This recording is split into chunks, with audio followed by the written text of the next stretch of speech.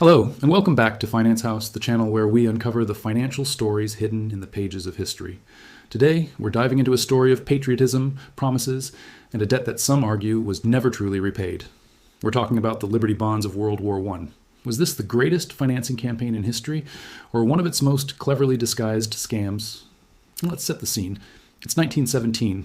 The United States has just entered the Great War, a conflict of unprecedented scale and cost. The government needed money, and a lot of it, to fund the war effort. We're talking billions of dollars, an astronomical sum back then. The solution? Liberty bonds. The government launched a massive nationwide campaign. It was an advertising blitz like no other. Posters plastered every town, featuring now iconic images urging citizens to buy Liberty bonds. Hollywood movie stars like Charlie Chaplin and Mary Pickford held massive rallies, using their star power to convince Americans to open their wallets for the war. Even the Boy Scouts and Girl Scouts went door to door selling bonds. The messaging was powerful and direct. Buying a Liberty bond wasn't just an investment, it was your patriotic duty. If you couldn't fight on the front lines, you could fight with your finances. It was a way for every single American, from the wealthiest industrialist to the humble factory worker, to contribute to victory. And it worked spectacularly. Over 20 million Americans, roughly half the households in the country, purchased these bonds. In total, the government raised over $21 billion. That's equivalent to hundreds of billions of dollars today. It was an incredible mobilization of public finance. People poured their life savings into these bonds, trusting the government's promise that their investment was as safe as the nation itself. They were told their money would be paid back, with interest, after the war. A bond, after all, is a loan. You lend money to the government, and they promise to pay you back the principal plus interest at a specified future date. It seems simple and secure. So here's where the story takes a turn. The war ends, the Roaring Twenties begin, and people are holding on to these bonds, waiting for their patriotic investment to mature. The government had a massive debt to repay.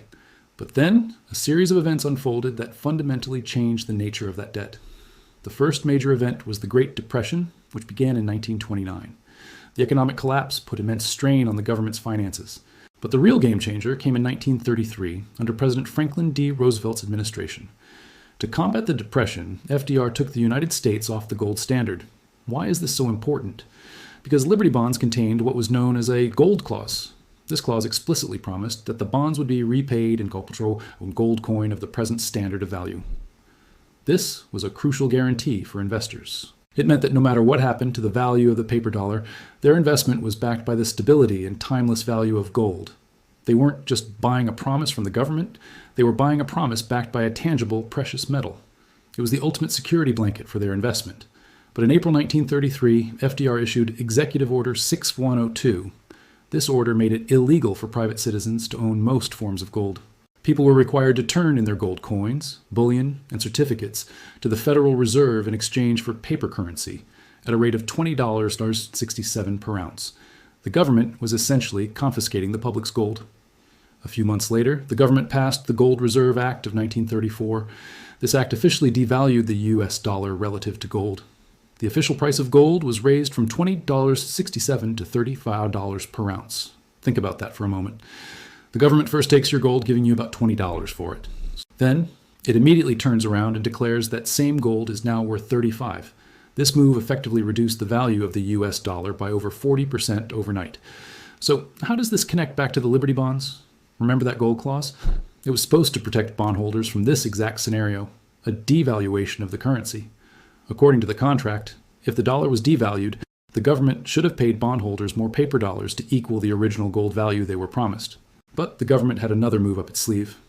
Alongside these monetary changes, Congress passed a joint resolution in 1933 that retroactively voided all gold clauses in all contracts, both public and private. This included the Liberty bonds.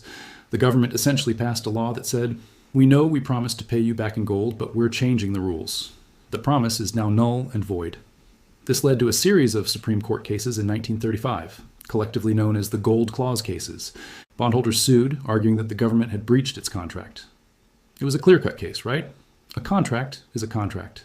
In a stunning and highly controversial 5-4 decision, the Supreme Court ruled in favor of the government. The court agreed that the government had indeed breached its contract and had the power to do so.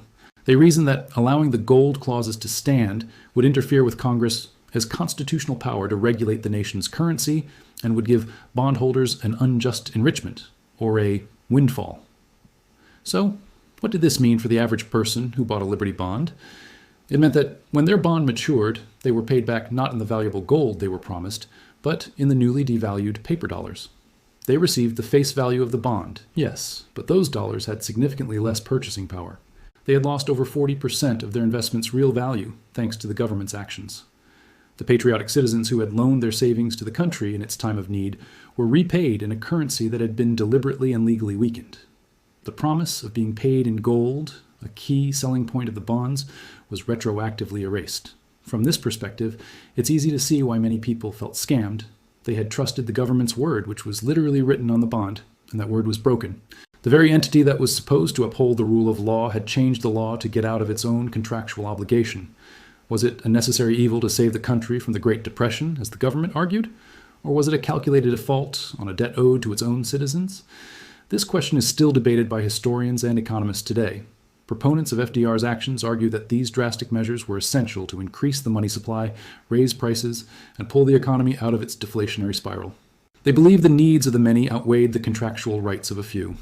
However, critics argue that it set a dangerous precedent. It showed that a government could unilaterally change the terms of a financial agreement, undermining trust in public debt and the rule of law. It was a transfer of wealth, taking value from savers and bondholders and giving it to the government and debtors. For the millions of Americans who bought Liberty bonds, the lesson was a harsh one. A government's promise is only good until it decides to change its mind. So the next time you hear about government bonds being the safest investment, remember the story of the Liberty bonds. It's a powerful reminder that in the world of finance, even the most ironclad promises can sometimes be bent or broken by the winds of history and politics. What do you think?